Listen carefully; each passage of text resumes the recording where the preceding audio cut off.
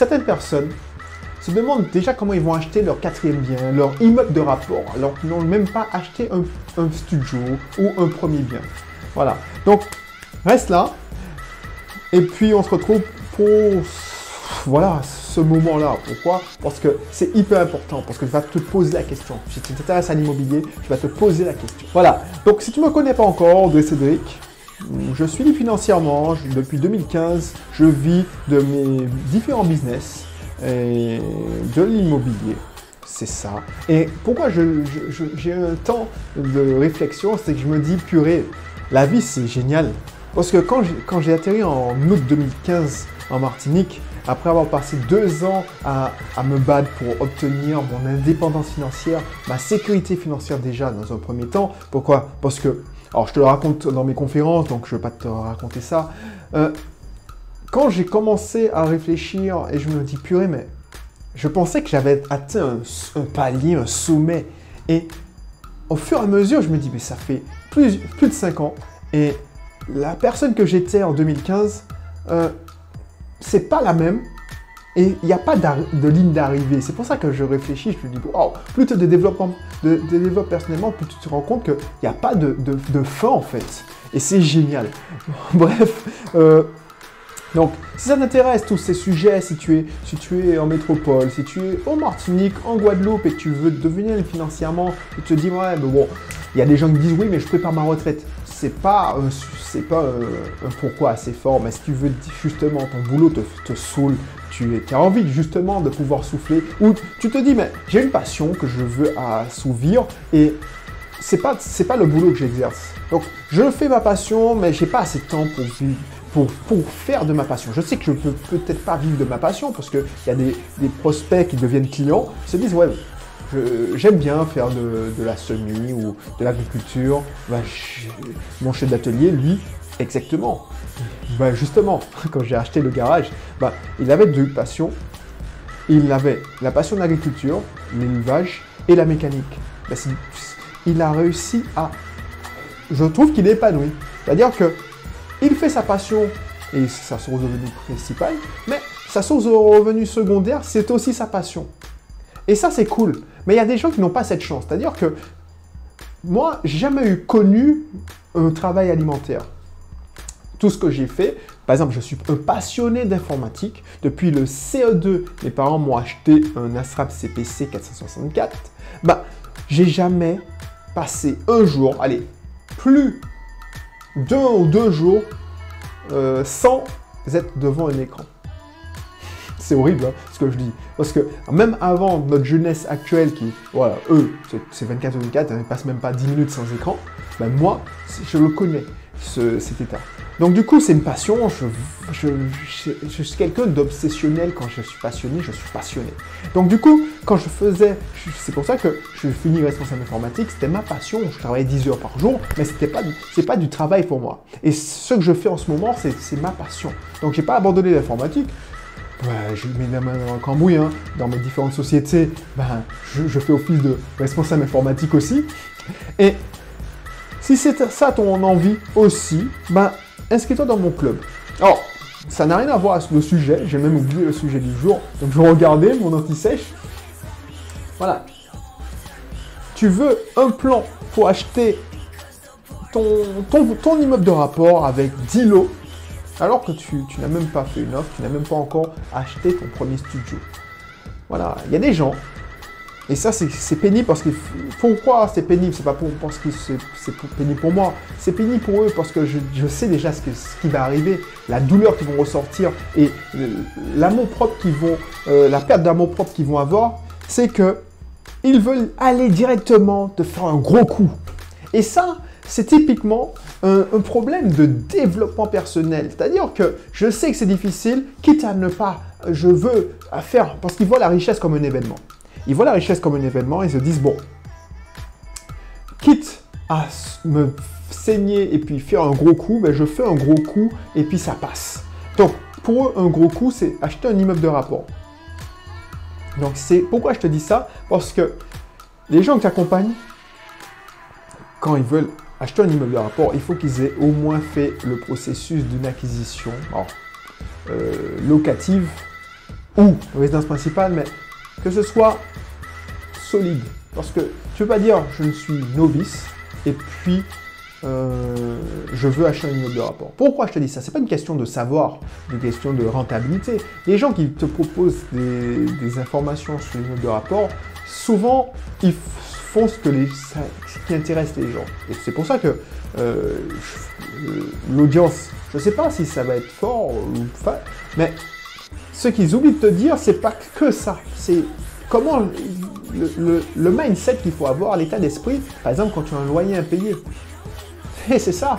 Parce que quand tu achètes un studio, tu fais de la location courte durée, ton studio, bah, la traite, logiquement, est moindre. Tu as une traite de studio, si tu l'achètes, allez, c'est soit 600 €, 500 €, 450 €.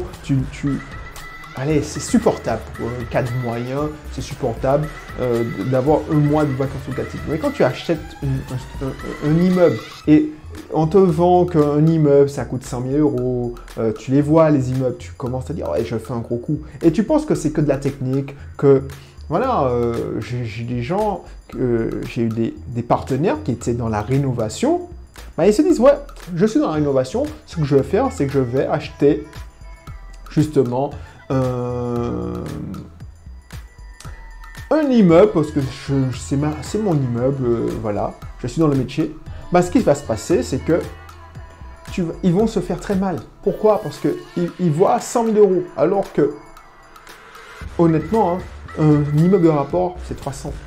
Le toit d'entrée est 300. Donc il faut supporter la pression. Même quand tu arrives à l'acheter, je ne te dis pas que tu ne vas pas y arriver, tu dois quand même te réfléchir à dire « ouais, mais une fois que tu l'as acheté, les problèmes commencent ». Les locataires, ben, ils ont des demandes. Une maison, ça vit. Il y a des problèmes, des obstacles. Et ça, on n'en parle pas assez. Donc moi, je te dis, pourquoi tu me prends la tête?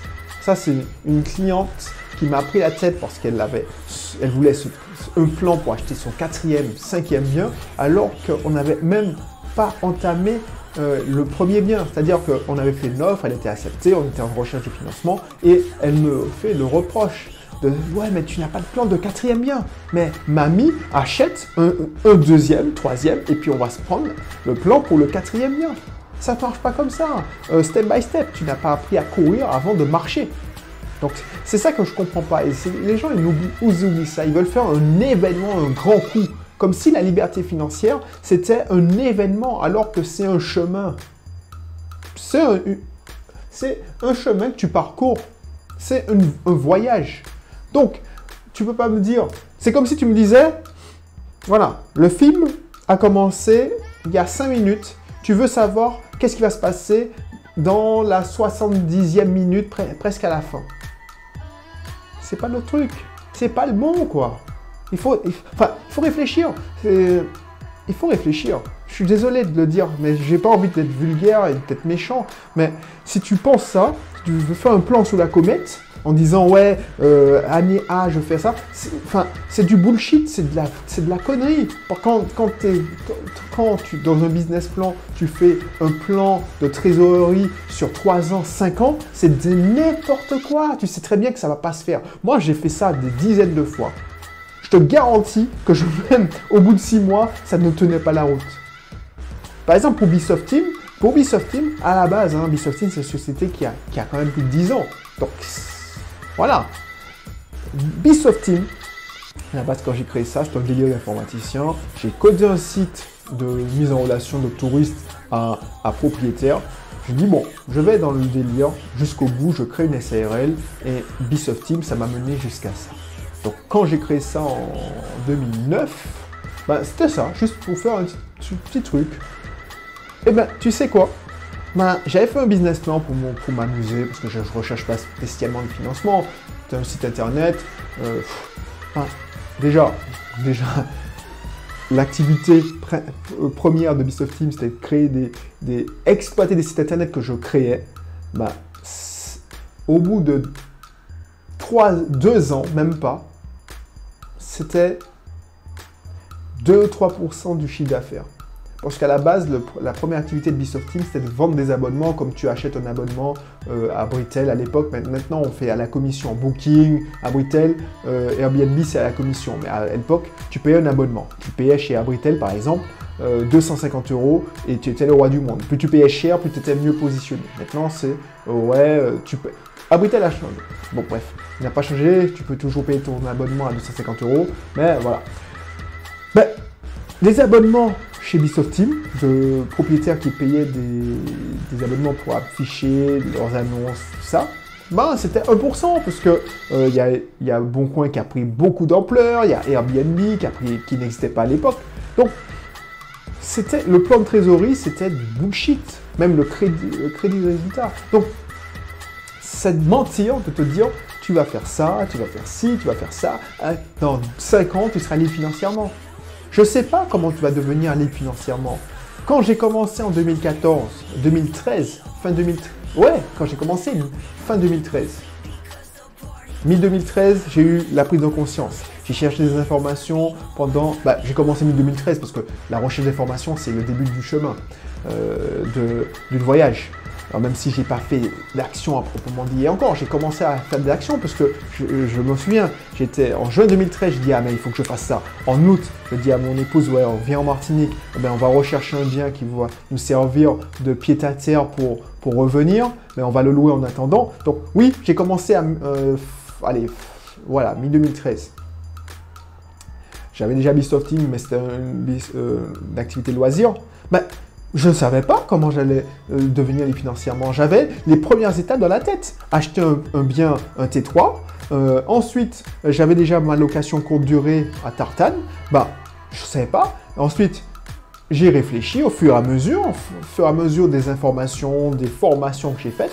J'ai eu des idées et puis j'ai construit mon plan au fur et à mesure. C'est-à-dire que c'est comme si la liberté financière, c'est pas un plan où tu as une roadmap. Et puis, on va te dire, oui, j'ai numéroté de A à Z. Je sais que, par exemple, la méthode Milka, c'est une roadmap pour un bien. Donc, tu sais que c'est anticipable. C'est bête et méchant. Mais je ne peux pas, par exemple, en coaching business, faire une roadmap. Je sais que je vais te construire ton usine marketing. Il faut faire ça, ça, ça. Mais je ne peux pas te dire que tu vas exploser ton chiffre d'affaires par, fois 100 grâce à ça. C'est-à-dire que je te montre que mes clients,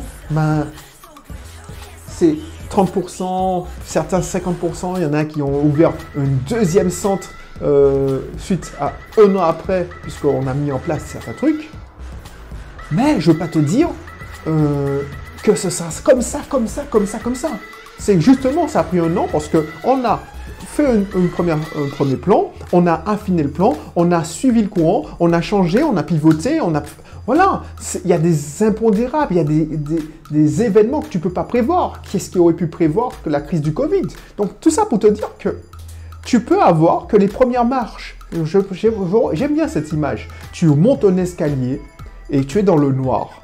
La liberté financière, c'est connaître les 2 ou 3 prochaines marches pour ne pas te tomber. Mais tu ne peux pas te dire que je vois... Non, ce n'est pas le but. Et c'est ça que les gens ne comprennent pas. Et quand tu me dis ouais, mais non, mais je veux... Parce que j'ai fait tous les calculs, la banque va refuser de m'emprunter, tu n'as rien compris. Alors. Tu n'as rien compris. Bref, si tu es dans ce cas-là, tu dis oui, mais bon, je veux faire une immeuble de rapport parce que justement, je vais souffler une bonne fois et puis c'est plus jamais, ce sera fini. Non, ça ne fonctionne pas comme ça.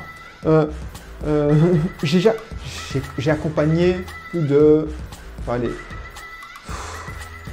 personnellement, j'ai fait plus de 8 opérations immobilières. Je suis passé 8 fois chez notaire, 9 fois. Voilà, je te donne les chiffres. Hein. Je ne dis pas que je suis passé 50 fois.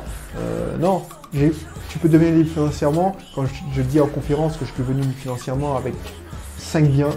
Et encore, le 5e bien, c'était juste qui me servait de résidence principale, puisque au lieu de louer, je suis rentré en Martinique, j'ai occupé le T3 que j'avais acheté 2 ans avant.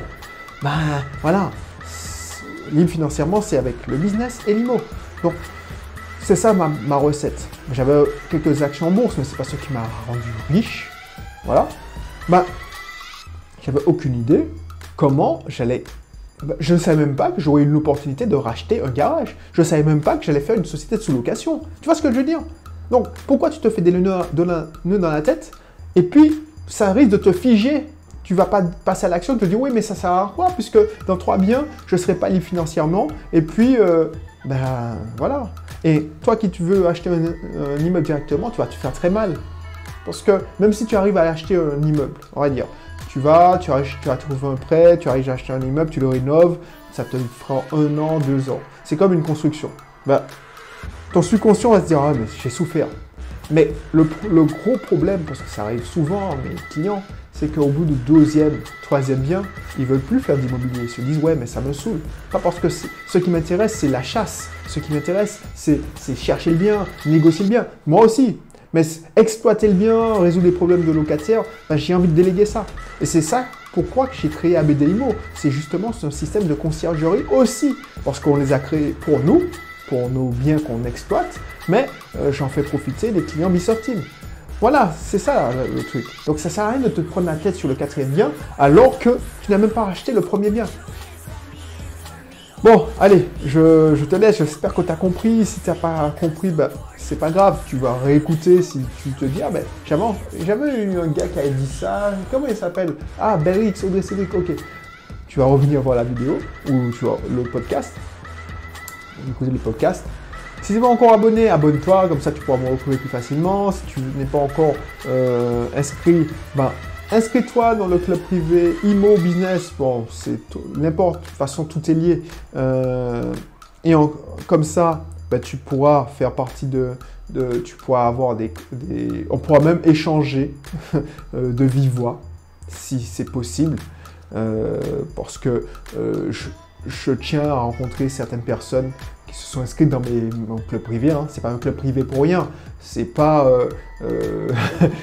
parce que tu penses bien que il y a certaines personnes qui disent oui, c'est un club privé et puis on essaie de te vendre une formation. Oui, je vais essayer de te vendre une formation. Il n'y a pas de mystère. Mais de temps en temps, il y a certaines personnes, ben, ils ont l'opportunité de discuter en direct, soit avec une personne de mon équipe, soit avec moi en direct. Et justement, après cette vidéo, ben, faut que j'ai quelqu'un qui vient me discuter avec moi. Voilà. Bon, je te laisse. Et puis, on se dit à la prochaine pour un autre numéro. Bye bye.